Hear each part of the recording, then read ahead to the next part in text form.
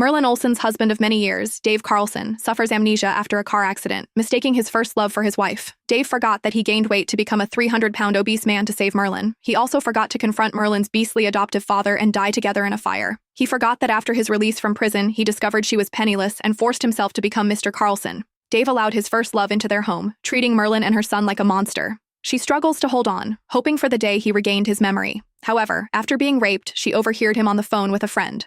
If I had met Merlin first, perhaps Lily Franco would be the one I used as practice for marriage now. But Lily is back. The position of Mrs. Carlson must be hers.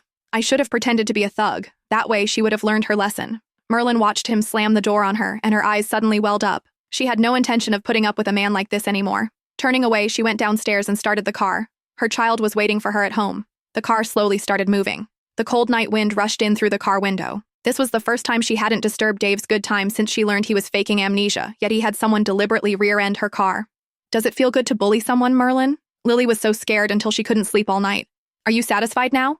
He grabbed her by the back of her collar and slammed her against the smoking hood of the car.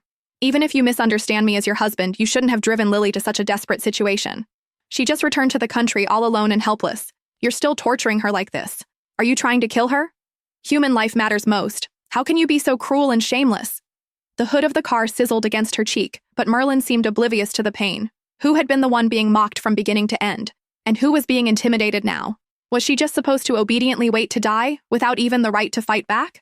At this moment, Merlin finally answered her grandmother's question in her heart. Because Dave no longer loved her. He had risked his life to donate bone marrow for her, served time in jail, and even gone to sea.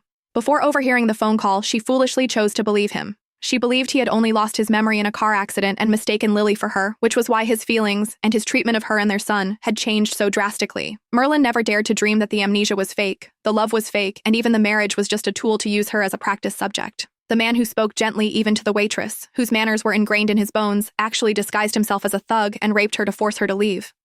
Thinking you're my husband. That's right. All these years it was just wishful thinking on her part, just a pathetic joke. She laughed, but unlike her usual gentle laughter, it revealed a calmer and more clear-headed side. Stop pretending to have amnesia, Dave. It's pointless. I'll only ask one question. Have you ever, even for a moment, truly liked me? Dave showed no embarrassment at being exposed, nor did he try to distance himself from her as before. Instead, he smiled slightly, carefree and unrestrained, indescribably handsome. In all these years, she had never seen him smile with such youthful energy, while Lily, with just her appearance, effortlessly possessed a tenderness she could never attain in her entire life. Her eyes instantly reddened, and she hastily lowered her head, burying her tears in her clothes. Answer me.